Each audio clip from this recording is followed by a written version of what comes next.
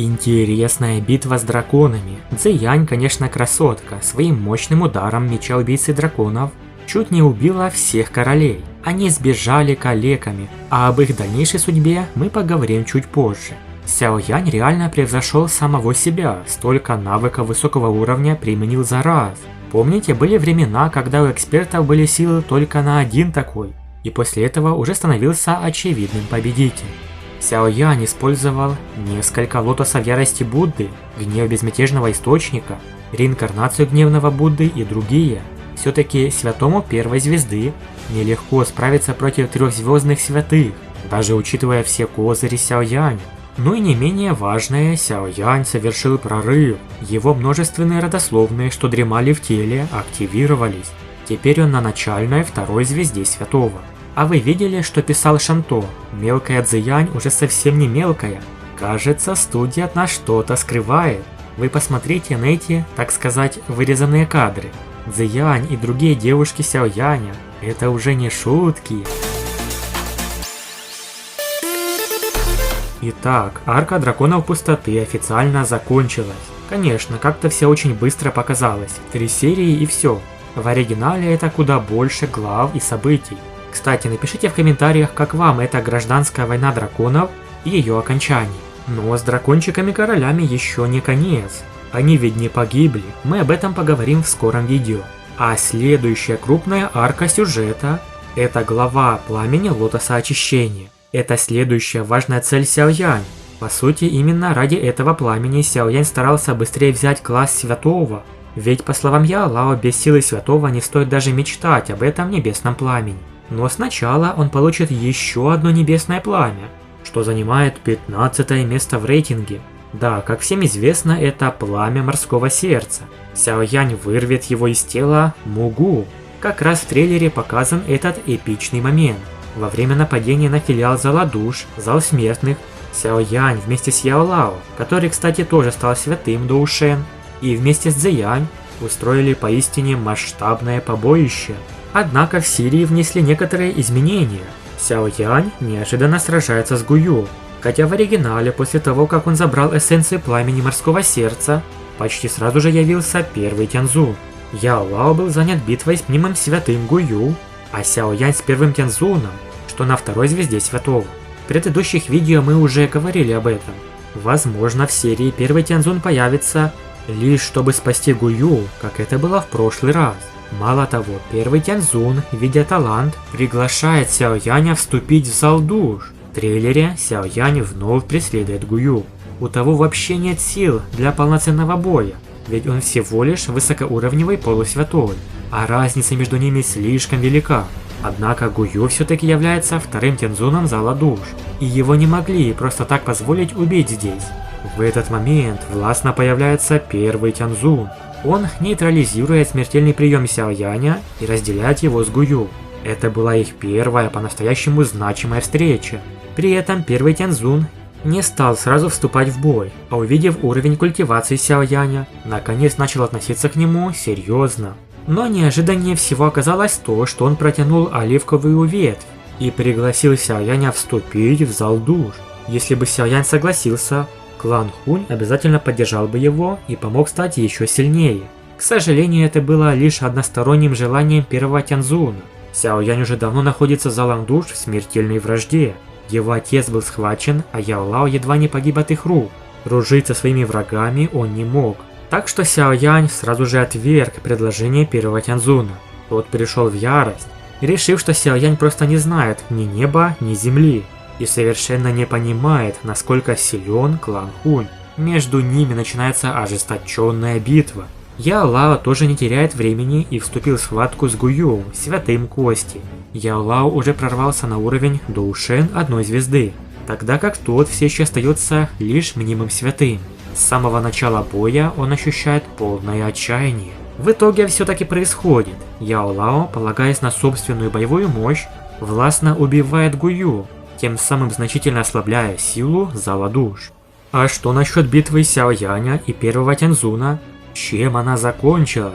Как мы помним с прошлых роликов, первый Тяньзун призвал костяной меч Императора, а Сяо Янь пламенную спираль, технику выброса 5 колец Яо Тяньхо. но две атаки, встретившись, взаимно подавили друг друга. Сяо Янь был впечатлен. Этот костяной меч и вправду немного загадочен. Купол пламени над Сяо Янем постепенно исчез, поэтому он вновь поглотил обратно 5 сгустков пламени из разрушенной техники. Он немного пораженно смотрел на белый костяной меч, так как сумел ощутить странные колебания. Данные колебания учиняли существенный урон душе человека. Если бы его душу не защищало небесное пламя, пострадал бы после столкновения именно он. Ты и впрямь достоин своего имени.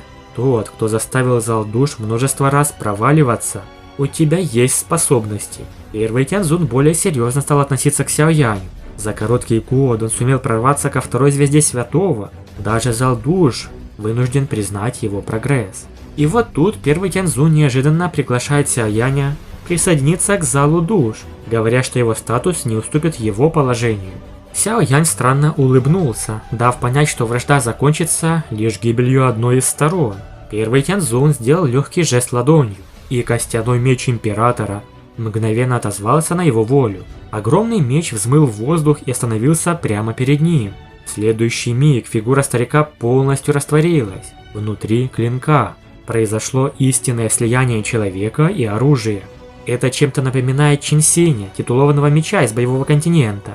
Сяо Янь сразу понял, что стал свидетелем крайне редкой и опасной техники.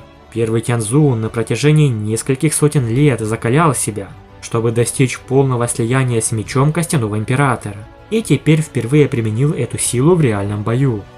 После слияния весь клинок начал искажаться, на его поверхности проступило древнее лицо первого Тяньцзуна, а сам меч покрылся бесчисленными кровавыми прожилками, словно он стал живым существом, наполненным кровеносными сосудами. Практически сразу после этого меч Костяного Императора дрогнул и исчез. Его скорость оказалась настолько высокой, что даже Сяо Янь не сумел уловить траекторию движения. Почувствовав смертельную опасность, он рефлекторно отскочил назад, однако пространство перед ним тут же сжалось. Острый клинок появился прямо над его головой и обрушился вниз, не достав всего нескольких сантиметров. Меч вновь исчез и в следующий момент вспыхнул ослепительным светом. Вокруг Сяо Яня возникло бесчисленное количество теней меча, которые сомкнулись вокруг него со всех сторон, образовав щит.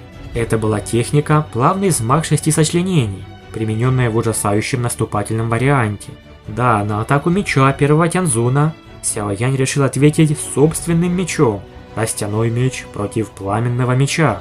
Сяо Янь мгновенно сосредоточился. В его руке появился тяжелый властитель Сюань, или пламенная линейка. Массивный меч задрожал, выпуская плотные тени клинков, что сформировали вокруг него плотный защитный купол. В следующее мгновение бесчисленные костяные клинки обрушились на эту защиту. Раздался звон металла, искры взрывались одна за другой. Пространство вокруг буквально разрывалось от столкновения двух противоположных сил. Атаки меча Костяного Императора становились все быстрее и яростнее. Сяо Янь чувствовал, что подобная наступательная мощь уже находилась на уровне святого высшего уровня 2 звезд. Даже такой эксперт, как Яо Мин, испытал бы серьезные трудности в подобном бою. Слияние человека и меча действительно выводило первого Тяньцзуна на совершенно иной уровень. В какой-то момент чувство опасности резко усилилось. Сяо Янь мгновенно повернул голову, и в ту же секунду тонкий, но предельно концентрированный луч холодного света прорвался сквозь защитную сеть тяжелых мечей. Удар прошелся по его плечу. В месте столкновения вспыхнул ослепительный свет, а сам клинок с ужасающей силой врезался в его тело. Раздался громкий звон, и искры разлетелись во все стороны. Однако кровь не хлынула. Вместо этого от плеча Сяо Яня отвалилось несколько разрушенных чешуек. Это были фрагменты древнего доспеха дракона Феникса, который он успел призвать в критический момент. Пользуясь мгновением, Сяо Янь резко махнул тяжелым мечом и отбросил меч Костяного Императора прочь. Он взглянул на свое плечо и увидел четкий красный след удара. Его лицо помрачнело. За все время использования защитной формации, плавного взмаха 6 сочленений, она впервые оказалась частично пробита. Это наглядно показывало, насколько ужасающей была сила атаки первого Тяньцзуна после слияния с мечом. После этого первый Тяньцзун вновь появился в воздухе. Несмотря на прочность тела Сяо Яня, он ясно демонстрировал абсолютную уверенность в своем превосходстве. полагаясь на подавляющую скорость, которую давало слияние с мечом Костяного Императора. Сяо Ян сохранял спокойствие. Он прекрасно понимал, что одной только этой атакой первый Тяньцзун уже обладал квалификацией бросить вызов святому высшего уровня 2 звезд. Если не отделить первого Тяньцзуна от его меча, победить Сяо Яню будет крайне трудно. После короткого вздоха Сяо Янь снова сосредоточился. Его ладони сомкнулись, и он начал формировать сложные ручные печати. Из его лба вырвалась мощная духовная сила, которая быстро приняла форму огромной иллюзорной человеческой фигуры, ставшей за его спиной.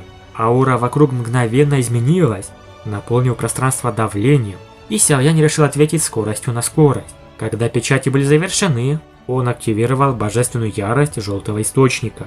Иллюзорная фигура широко раскрыла рот, и наружу хлынула чудовищная звуковая духовная атака. Волна разрушительной духовной энергии стремительно распространилась по воздуху. Вот так битва. Очень крутая. Напишите в комментариях, что вы об этом думаете. Большое спасибо за просмотр, подписывайтесь на канал, ставьте лайк и всем пока.